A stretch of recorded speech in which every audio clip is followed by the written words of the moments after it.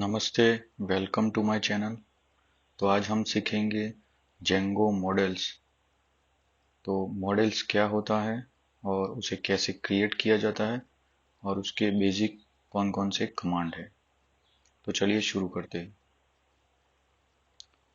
Django में हम जब वेब एप्लीकेशन बनाते हैं तब हमें डेटाबेस की ज़रूरत होती है। डेटाबेस में किसी भी प्रकार का हम डेटा को स्टोर करते हैं तो हमें डेटाबेस से डेटा को रिट्राइव भी करना होता है, उसको अपडेट करना होता है और उसको डिलीट भी करना होता है। तो उसके लिए हमें डेटाबेस के साथ इंटरेक्ट करना होता है। तो जेंगो में डेटाबेस के साथ इंटरेक्ट मॉडल्स करते हैं, जैसे कि एसक्यूलाइट, माई एसक्यूएल और पोस्टग्रे एसक्यूएल। ये सब रिलेशनल डेटाबेस है और उन डेटाबेस से टॉक करने के लिए एसक्यूएल क्वेरी जनरेट करनी पड़ती है। तो यहाँ जेंगो में एसक्यूएल क्वेरी जनरेट करने का काम मॉडल्स करते हैं। तो अगर आपने डेटाबेस में काम किया है तो आपको पता होगा पाइथन फंक्शंस के मुकाबले एसक्यूएल क्वेरीज जनरेट करना थोड़ा टफ होता है। तो यहाँ पर जेंगो ने काम इजी कर दिया है, हमें सिर्फ पाइथन फंक्शन लिखने हैं और मॉडल्स काम संभाल लेता है। तो मॉडल्स में हम क्या लिखते हैं? तो यहाँ पर मॉडल में हम पाइथन क्लासेस लिखते हैं। तो और एक मॉडल हमारा एक डेटाबेस में टेबल क्रिएट करता है। तो चलिए देखते हैं कैसे मॉडल्स को क्रिएट करते हैं। तो मॉडल्स को क्रिएट करने के लिए सबसे पहले हमें चाहिए models.py फाइल और उस फाइल में हमें क्लासेस क्रिएट करने होते हैं। दूसरी रिक्वायरमेंट्स है हमें settings.py फाइल में डेटाबेसेस नाम की डिक्शनरी है, उस डिक्शनरी में हमें डेटाबेस का कॉन्फ़िगरेशन करना होता है। तो अगर आप settings.py फाइल ओपन करके देखेंगे तो उसमें डिफ़ॉल्ट SQLite 3 का कॉन्फ़िगरेशन ऑलरेडी किया हुआ होगा। अगर आपको दूसरे डेटाबेसेस यूज़ करने हैं तो यहाँ पर आपको इंजन नेम, पासवर्ड वो सब आपको चेंज करना रहेगा। हम आगे वीडियो में हम बताएंगे कि कैसे आप दूसरे डेटाबेसेस भी ऐड कर सकते हैं। फिलहाल के लिए हम SQLite 3 का ही यूज़ करेंगे। तो जेंगो में मॉडल क्रिएट करने के लिए क्या क्या स्टेप्स हैं? तो पहले आपको models.py फाइल में क्लास क्रिएट करना है। वो क्लास क्रिएट करने के बाद आपको 3 कमांड का यूज करना है। सबसे पहला है python manage.py make migrations, python manage.py migrate। तो इन दोनों कमांड से हमारे जेंगो एप्लीकेशन में टेबल्स क्रिएट होते हैं और वो टेबल्स को हमें देखने के लिए हमें एडमिन पैनल की ज़रूरत होती है। तो जब भी हम एडमिन पैनल को एक्सेस करना चाहेंगे तब हमारे पास सुपर यूज़र का यूज़र नेम और पासवर्ड चाहिए। तो उसके लिए हमें सुपर यूज़र भी क्रिएट करना पड़ेगा। तो सुपर यूज़र को क्रिएट करने के लिए कमांड है python manage.py create super user। ये कमांड लिखोगे तब आपको यूज़र नेम और पासवर्ड देना होगा, बाद में आपका सुपर यूज़र क्रिएट हो जाएगा। तो चलिए ये सारा काम हम VS कोड में करके देखते हैं। मेरे लैपटॉप में डेस्कटॉप पर जेंगो प्रोजेक्ट नाम का फोल्डर है। उस फोल्डर को ओपन करेंगे और यहाँ पर एक नया फोल्डर क्रिएट करेंगे। उसका नाम हम देंगे मॉडल बेसिक्स और उसको वहाँ पर हम VS कोड को ओपन करेंगे। तो VS कोड यहाँ पर ओपन करने के लिए न्यू टर्मिनल ओपन करेंगे। टर्मिनल ओपन करने के बाद लिखेंगे कोड डॉट, तो यहाँ पर VS कोड ओपन हो जाएगा। अभी इसके अंदर कुछ भी नहीं है। हम यहाँ पर टर्मिनल रन करेंगे और टर्मिनल में यहाँ पर हम वर्चुअल एनवायरनमेंट क्रिएट करेंगे। तो वर्चुअल एनवायरनमेंट क्रिएट करने के लिए कमांड है python 3-m venv और वर्चुअल एनवायरनमेंट का नाम myenv5 रखते हैं। तो ये हमारा वर्चुअल एनवायरनमेंट क्रिएट हो गया। अब इसको एक्टिवेट करते हैं। सोर्स माई env5 बिन एक्टिवेट। यहाँ पर हमने वर्चुअल एनवायरनमेंट को एक्टिवेट कर लिया है। अब हमें क्या करना है, सबसे पहले जेंगो को इंस्टॉल करना है। pip3 install Django. तो हमारा जेंगो इंस्टॉल हो चुका है। अभी यहाँ पर हमें बता रहा है कि पिप को अपग्रेड कीजिए, तो उसको पिप इंस्टॉल अपग्रेड लिख लीजिए, तो हम पिप अपडेट हो जाएगा। अब जेंगो इंस्टॉल हो चुका है, तो हम जेंगो प्रोजेक्ट क्रिएट करेंगे। जेंगो एडमिन स्टार्ट प्रोजेक्ट, और प्रोजेक्ट का नाम, तो हम प्रोजेक्ट का नाम देंगे 5th प्रोजेक्ट। तो देखिए यहाँ पर प्रोजेक्ट क्रिएट हो गया और उसके अंदर एक डिफ़ॉल्ट एप्लीकेशन भी इंस्टॉल हो चुका है। अब यहाँ पर हमें इस एप्लीकेशन को settings.py में रजिस्टर करना है। 5th project.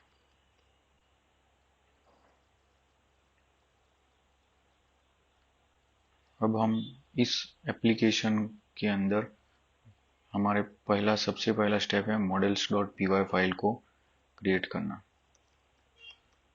.py। अब इस models.py फाइल में हमें मॉडल का क्लास लिखना है। तो उसके लिए सबसे पहले हमें इंपोर्ट करना होगा from django.db import models। और अब हम यहाँ पर मॉडल्स का क्लास क्रिएट कर सकते हैं। तो यहाँ पर हम एग्जाम्पल के लिए स्टूडेंट के नेम और रोल नंबर का एक मॉडल क्रिएट करेंगे, जिसका हम डेटाबेस में टेबल भी क्रिएट करेंगे। तो उसके लिए हमें लिखना है क्लास स्टूडेंट। तो अभी हम स्टूडेंट का मॉडल बना रहे हैं, तो हमें एक स्टैंडर्ड प्रैक्टिस को फॉलो करना है। क्लासेस हम का फर्स्ट लेटर हम कैपिटल लिखेंगे, और यहाँ पर हमें मॉडल्स को इनहेरिट करने के लिए मॉडल्स डॉट मॉडल। तो यहाँ पर अब हमें फील्ड के नाम लिखने हैं। तो सबसे पहला हमारा फील्ड होगा रोल नंबर। तो रोल नंबर जो है वो रहेगा इंटीजर फील्ड। तो यहाँ पर आप बहुत सारी फील्ड होती है, तो आपके रो के मुताबिक आपको फील्ड का इस्तेमाल करना है। तो यहाँ पर मुझे इंटीजर लिखना है, तो मैं इंटीजर फील्ड लिखूंगा।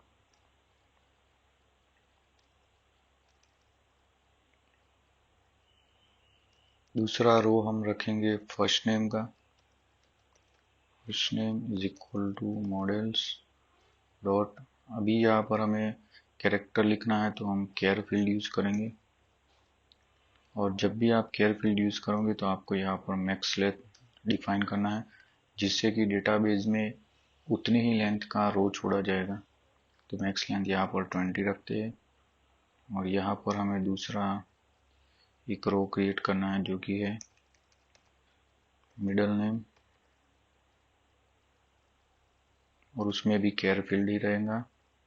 और तीसरा हम करते हैं लास्ट नेम। तो आपके डेटाबेस और रिक्वायरमेंट के हिसाब से आपको ये क्लास जनरेट करना है। अब हमें इसके नीचे फंक्शन डिफाइन करना है स्ट्रिंग सेल्फ। तो इसकी मदद से जब हम एडमिन पैनल में देखेंगे, तो यहाँ पर रिटर्न क्या करवा रहा है वो हमें वहाँ पर एडमिन पैनल में मिलेगा। तो यहाँ पर हम कुछ भी रिटर्न करवा सकते हैं। तो हम फिलहाल के लिए फर्स्ट नेम को या रोल नंबर को ही रिटर्न करवाते हैं।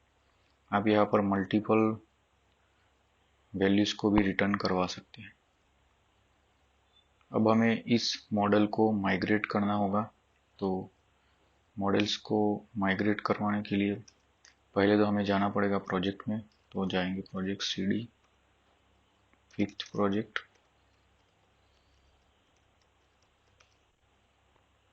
यहाँ पर हमें लिखना है python manage.py make migrations। तो ये बता रहा है कि नो चेंज डिटेक्टेड। इसका मतलब कि ये manage.py ने हमारी इस ऐप को ट्रैक नहीं किया है। अगर आप दूसरी एप्लीकेशंस क्रिएट करोगे इसमें, तो उसमें ऑलरेडी models.py फाइल रहती है और वो ट्रैक कर लेता है, लेकिन ये डिफ़ॉल्ट ऐप को ट्रैक नहीं करता है। तो हमें डिफ़ॉल्ट ऐप में अगर मॉडल्स फाइल क्रिएट की है तो उसको माइग्रेट करवाने के लिए हमें लिखना पड़ेगा python manage.py make migrations, और उसके बाद में हमें वो प्रोजेक्ट एप्लीकेशन का नाम लिखना पड़ेगा, 5th प्रोजेक्ट। तो अब वो उसको ट्रैक कर लेगा और देखो इसने मॉडल को क्रिएट किया।